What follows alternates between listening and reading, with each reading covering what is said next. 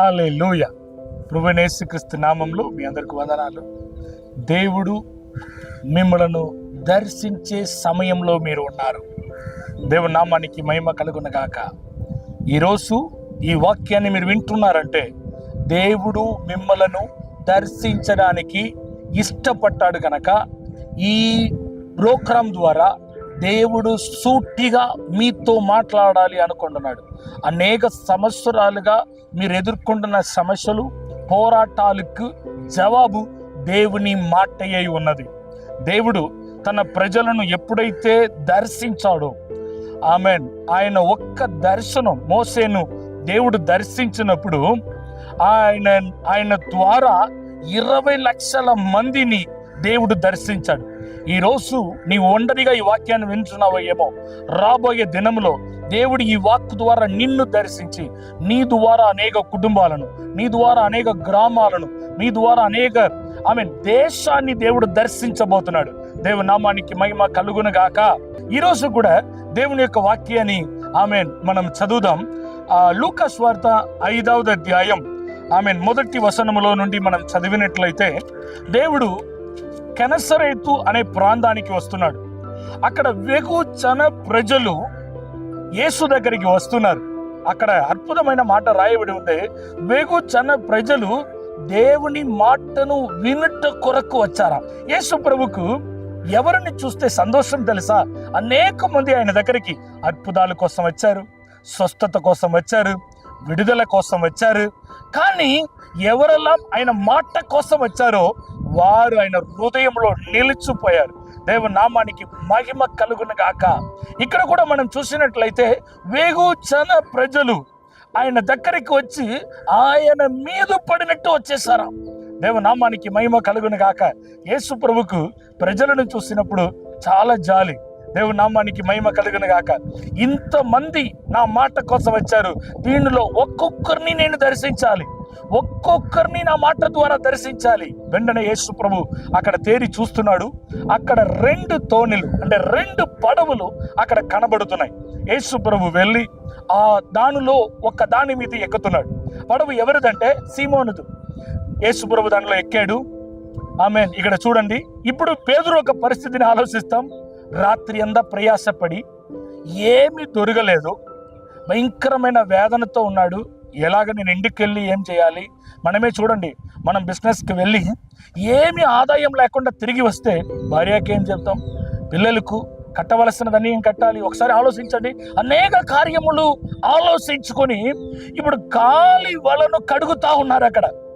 దేవుని నామానికి కొంతమంది అనేక సంవత్సరాలుగా నువ్వు బిజినెస్ చేస్తున్నారు, కానీ ఏమి పోగు చేశారంటే ఉట్టి ఖాళీ చేతులు, ఖాళీ వలలు. ఈరోజు దేవుడు మిమ్మల్ని దర్శించాలనుకుంటున్నాడు.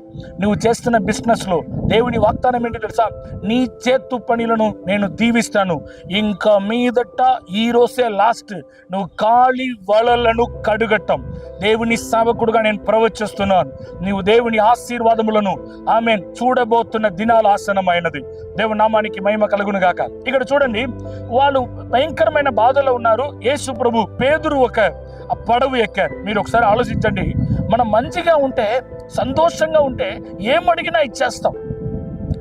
కొంతమంది సంతోషంగా ఉంటే ఏమి ఇస్తారో ఇచ్చిన తర్వాత ఆలోచిస్తారో ఏమో, కానీ వాళ్ళు ఇచ్చేస్తారు. కానీ పేతురు, మనం దేవునికి ఇచ్చినప్పుడు అండి, నేను సంతోషంగా ఉన్నప్పుడు మాత్రం ఇస్తాను, సంతోషంగా ఉన్నప్పుడు మాత్రం మందిరానికి వెళ్తాను, సంతోషంగా ఉన్నప్పుడు మాత్రం వాక్యాన్ని చదువుతాను. అది కాదండి. నీవు సంతోషంగా ఉన్నా, ఎలాగ ఉన్నా, నీవు దేవుణ్ణి వెతుక్కవలసినదే, దేవుని సన్నిధిని కోరవలసినదే, ఆయన సన్నిధికి వెళ్ళవలసినదే. దేవుని నామానికి మహిమ కలుగును గాక. ఇప్పుడు పేతురు మూడవుట్లో ఉన్నాడు. పడవుని ఇచ్చాడు. ఓకే, పడవుని ఇచ్చాం కదా, వదిలేయచ్చు కదా. ఇప్పుడు ఆయన అన్నాడు, కొంచెం సముద్ర తీరము నుండి కొంచెం లోతుగా తొయ్యమంటున్నాడు. దేవుని నామానికి మహిమ కలుగును గాక.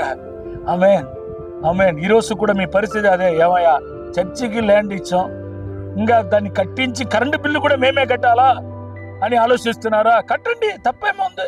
దేవుని కొరకు, దేవుని పని కొరకు ఇవ్వటం. దేవుడి మీ కుటుంబాన్ని ఎన్నుకున్నది. ఈ లోకంలోనే ధన్యులు మీరే అంటాను. దేవుని నామానికి ఏమండి, ఎన్ని పడవలు ఉన్నాయి, ఎన్ని తోని ఉన్నాయి, ఎన్ని స్థలం ఉన్నా దేవుడు నీ ఇల్లుని ఎందుకు కోరుకున్నాడు? ఎందుకు నీ ఇంట్లో ప్రార్థన పెట్టాడు? ఎందుకు నీ ఇంట్లో సంఘం జరుగుతుంది? నిజంగా చెప్తున్నాను, ఈ రోజు నుంచి గర్వించు. దేవుడు నీ ఇల్లును కోరుకున్నాడు. దీని యొక్క విలువ నీకు తెలియకపోవచ్చు. ఎంతో మంది ఆ ఊర్లో ఇల్లులు ఉన్నాయి. ఓబేత్ ఏదోం ఇల్లును దేవుడు ఎన్నుకున్నాడు. ఈరోజు కొంతమంది ఇంట్లో ఈరోజు మీ సంఘం జరుగుతున్నాయి. వాళ్ళు సొంత స్థలం తీసుకొని వాళ్ళు కట్టి వెళ్ళేంత వరకు మీ ఇంట్లో జరుగుతున్నాయి. అలాంటి వారికి నేను శుభవార్త చెప్తున్నాను. దేవుడు మిమ్మలను, మీ కుటుంబాన్ని ఓబేత్ ఏదోం ఇల్లు వలె ఆశీర్వదించబోతున్నాడు. నీవు ఏ రీతిగా నీ సేవకుడికి సాకారంగా ఉండగలుగుతావో ఉండు. మిమ్మలను, మీ కుటుంబాన్ని, మీ తరాన్ని దేవుడు దీవించబోతున్నాడు. 3 నెలలు ఆమేన్ ఓబేత్ ఏదోం ఇంటిలో మందసం ఉండటం ద్వారా, ఆమేన్ ఆ పెట్టి ఉండటం ద్వారా, దేవుని యొక్క సన్నిధి ఉండటం ద్వారా ఆ కుటుంబం అత్యధికంగా దీవించబడిన మీ కుటుంబం, మీ తరం కూడా ఉన్నతంగా దీవించబడబోతున్నాయి. దేవుని నామానికి మహిమ కలుగును గాక. చూడండి, ఇప్పుడు మనం ఒక పడవని దేనికోసం ఉపయోగిస్తాం? పడవను చేపలు పట్టడానికి ఉపయోగిస్తాం. మనుషులను తీసుకొని వెళ్ళి అవతల వదిలేయడానికి వాడుకుంటాం. కానీ యేసు ప్రభుకు దేన్ని చూసినా దీన్ని ఎలాగ నా తండ్రి యొక్క రాజ్యము కోసం ఉపయోగించాలి అని చూస్తున్నాడు. ఇంతవరకు చేపలు పట్టడానికి, ఇంతవరకు మనుషుల్ని ఎక్కించుకొని వెళ్ళిన ఆ పడవు ఇప్పుడు దేవుని వాక్యాన్ని మోసుకొని వెళ్తుంది. దేవుని నామానికి మహిమ కలుగును గాక. ఈరోజు నీ బిజినెస్ చేస్తున్న వ్యక్తి అయితే నీ బిజినెస్లో యేసు ప్రభుని ఎక్కించుకో. అంటే అర్థం ఏంటంటే నీ పరిచర్య ద్వారా, నీ ఒక బిజినెస్ ద్వారా ఏ రీతిగా నీ సేవకుడుకు, నీ పరిచర్యకు సహకరించగలుగుతావో ఈ రోజు నుంచి నువ్వు చేయడానికి ప్రారంభించు. నిన్ను, నీ కుటుంబాన్ని, నీ పిల్లలను, మీ తరాన్ని దేవుడు ఊహించని విధంలో దీవించబోతున్నాడు. దేవుడు నామానికి మహిమ కలుగున్నాడు. పేతురు అనుకుంటాడు, అయ్యా ఈ పడవను పట్టుకొని నేను ఇంతవరకు చేపలు పట్టవచ్చు అనుకున్నాను, ఇంతవరకు మనుషులను తీసుకెళ్ళవచ్చు, కానీ ఈ పడవను పట్టుకొని వాక్యాన్ని చెప్పవచ్చు అనుకున్నాను. అయ్యా కెమెరా పెట్టుకొని మ్యారేజ్ తీయవచ్చు అనుకున్నాను, కానీ ఈరోజు వాక్యం తీసి పెట్టడానికి దేవుడు నిన్ను ఎన్నుకున్నాడు. తమ్ముడు, దేవుడు నిన్ను, నీ చేతు పనులను దేవుడు దీవించబోతున్నాడు. దేవుడు అందరూ తమ కార్యము కోసం ఆలోచిస్తున్నప్పుడు ఎవరెలా దేవుని గురించి, దేవుని రాజ్యాన్ని గురించి ఆలోచిస్తున్నారో వాళ్ళ చేతుల్లో ఉన్న ప్రతి దాన్ని దేవుని కొరకు, దేవుని మహిమ కొరకు, దేవుని రాజ్యం కొరకు ఉపయోగించడానికి ప్రారంభిస్తారు. దేవుని నామానికి మహిమ కలుగును గాక. ఇప్పుడు పడవలో ఎక్కాడు యేసు ప్రభు, వాక్యాన్ని బోధించాడు. ఎందుకు పడవ ఎక్కాడు తెలుసా? అందరినీ రీచ్ అవ్వాలి. దేవుని నామానికి మహిమ కలుగును గాక. మనం కూడా యూట్యూబ్లో ఎందుకు వచ్చాం, రాబోయేదంలో టీవీకి వెళ్తాం, అన్నిటికి వెళ్తాం. ఎందుకు తెలుసా? ఈ వాక్యం అందరికీ వెళ్ళాలి, ఈ వాక్యం ప్రబల్యం అవ్వాలి. ఈ వాక్యం ద్వారానే దేవుడు దర్శిస్తున్నాడు. ఈ రోజు నిన్ను దర్శిస్తున్నాడు. ఈ వాక్కు ద్వారా అనేక మందిని దర్శించడానికి కోసమే ఈ రోజు ఈ యూట్యూబ్లో కూడా వచ్చినది. దేవుడి నామానికి మహిమ కలుగును గాక. ఇప్పుడు పడవ ఎక్కి అందరినీ దేవుడు దర్శిస్తున్నాడు, వాక్యాన్ని బోధించాడు. పేతురు కూడా వింటున్నాడు. అబ్బా, ఏం మాట్లాడారండి బాబు! ఎంతమంది ఎటువంటి భారముతో ఉన్నా, ఎటువంటి సమస్యతో ఉన్నా ఆయన మాటకు కరిగిపోవాల్సినదే. ప్రేయర్ అంతా అయిపోయింది, ఎంత చక్కగా జరిగిందండి. ఈ వాక్యాన్ని వింటున్నప్పుడు దేవుడు ఎంత మంచివాడు అనేది అర్థమవుతాయి. కానీ వాక్యాన్ని విన్న తర్వాత, నీ వాక్యానికి లోబడినప్పుడు దేవుడు ఎంత మంచివాడు అనేది నీకు జీవితంలో అర్థమవుతాయి. దేవుని నామానికి మహిమ కలుగును గాక. ఇప్పుడు పేతురు లైఫ్కి వస్తే, పేతురు ఆయన పడవని ఎక్కించుకున్నాడు, ప్రేయర్ అయిపోయింది, సరే ఆమేన్ వందనాలు చెప్పి వెళ్ళిపోతాడని అనుకున్నాడు. యేసు ప్రభు తన ప్రసంగాన్ని వాక్యముతో ప్రారంభించి అద్భుతాలతో ముగిస్తాడు. దేవుని నామానికి మహిమ కలుగును గాక. ఈరోజు ఈ వాక్యాన్ని నీ వింటున్న నీవు ఈ వాక్యముతో ప్రారంభమాగి అది అద్భుతముగా ముగించబడతాయి. నీ జీవితంలో అద్భుతం చేయకుండా దేవుడు కదలడు. దేవుని నామానికి మహిమ కలుగును గాక. పేదరు దగ్గరికి వస్తున్నాడు, అందరినీ కలిశాడు. ఇప్పుడు చివరిగా పేదరు దగ్గరికి వచ్చి, పేదరు ఏంటి కొంచెం లోతుకు తీసుకువెళ్ళి వలవేయి అంటున్నాడు. పేదరు అన్నాడు, అయ్యా రాత్రి అంతా ప్రయాసపడ్డానయ్యా, ఏమీ దొరకలేదయ్యా, ఏమీ దొరకలేదు. రాత్రి అంతా ప్రయాసపడ్డాం, మా ప్రయత్నాలన్నీ చేసాం, కానీ ఏమీ దొరకలేదు. కానీ నీ మాట విన్న తర్వాత ఒక విశ్వాసం కలుగుతుందయ్యా, ఒక నమ్మకం కలుగుతుందయ్యా. డాక్టర్స్ అందరూ చనిపోతావు అంటున్నారయ్యా, అందరూ ఒకే రిపోర్టే చెప్తున్నారు. కానీ ఈ మాటను వింటున్నప్పుడు నీకు విశ్వాసం కలుగుతుందా? దేవుడు నా భర్తని స్వస్థపరుస్తాడని, నా భార్యని స్వస్థపరుస్తాడని, పిల్లలను స్వస్థపరుస్తాడని పేతురుకు అలాగే కలిగింది. అయ్యా నీ మాటను వింటున్నప్పుడు నాకు నమ్మకం కలుగుతుందయ్యా, నువ్వు ఏమైనా చేయగలుగుతావని.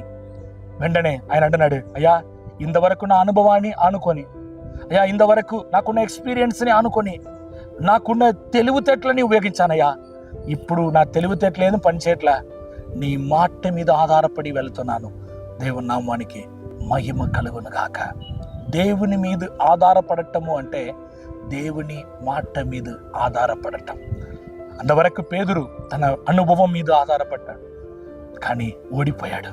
ఒకవేళ నీవు కూడా పేతురు అయితే ఒక్క రాత్రియే ప్రయాసపడ్డాడు, నేను కొంచెం సంవత్సరాలుగా ప్రయాసపడుతున్నాను కానీ ఏ ప్రయోజనం లేదని ఆలోచిస్తున్నావో ఏమో.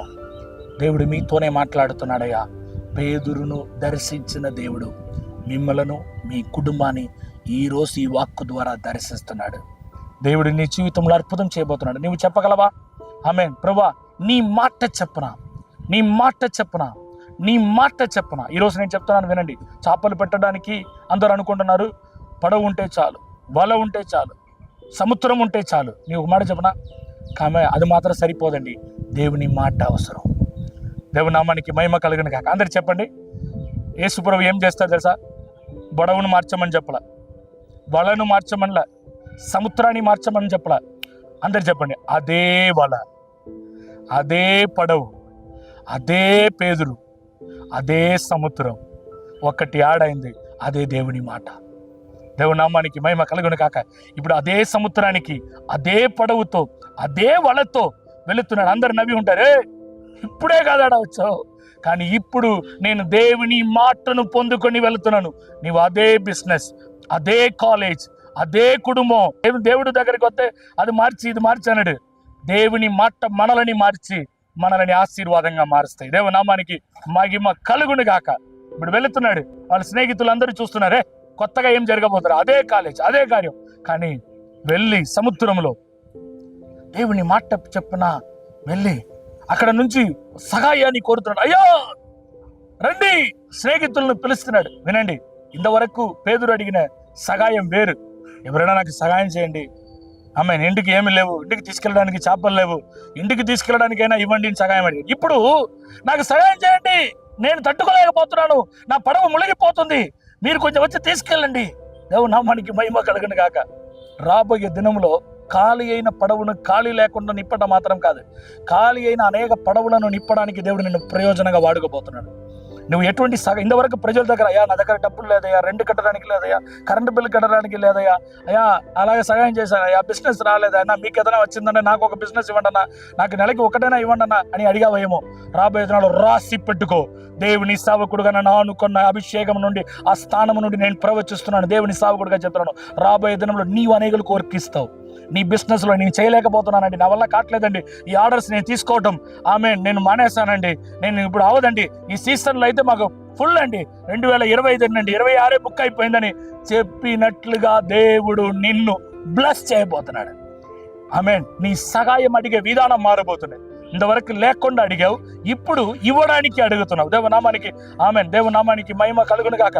పేతురును ఆశీర్వదించిన దేవుడు ఈరోజు మిమ్మలను, మీ కుటుంబాన్ని తన వాక్కు ద్వారా దర్శించి నీ జీవితంలో అసాధారణమైన కార్యాన్ని చేయబోతున్నాడు. దేవునామానికి మహిమ కలుగును గాక. దేవుడు తన మాటలతో హృదయాన్ని మాత్రం నిప్పేవాడు కాదు, నీ పడవులను కూడా నిప్పేవాడు. దేవుని మాట నీ హృదయాన్ని మాత్రం నిప్పేది కాదు. ఏదెల్లా ఖాళీగా ఉందని నీ జీవితంలో, ఆ ఖాళీగా ఉన్న వాటన్నిటిని నిప్పి నిన్ను సంతోషింప చేయబోతున్నాడు. ఎంతమంది నమ్ముతున్నారు? దేవుని నామానికి మహిమ కలుగును గాక. దేవుడు మిమ్మలను, మీ కుటుంబాన్ని ఉన్నతముగా దీవించునుగాక. మీ చేతు పనులను దేవుడు దీవించునుగాక. ఆమేన్. ప్రార్థన చేస్తాం. మమ్మల్ని మిక్కిలిగా ప్రేమిస్తున్న మా పరలోక తండ్రి, నీ కోట్ల కొలది వందనాలు ప్రభా. తండ్రి నీకు స్తోత్రం. నీ వాక్కు ద్వారా నీ హృదయాన్ని మాత్రం నిప్పేవాడు కాదు, మా పడవులను, మా కుటుంబాన్ని, మా బిజినెస్ని నువ్వు నిప్పుతున్నది కొందరు. ఎవరెల్లా ఖాళీ అనుభవాలు ఈ రోజుతో ఖాళీగా అయిపోవును గాక. అనేకులకు సహాయం చేసేవారుగా నీ బిడ్డలు మారుదురుగాక. నేను బ్లెస్ చేస్తున్నాను.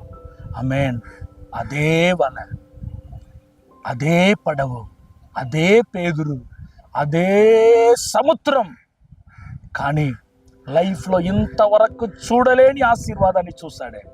నీ బిడ్డలు కూడా అదే బిజినెస్లో, అదే కుటుంబంలో, అదే కాలేజీలో నీ బిడ్డలు ఉన్నతంగా దీవించబడుదురుగా కానీ ప్రార్థిస్తున్నాను.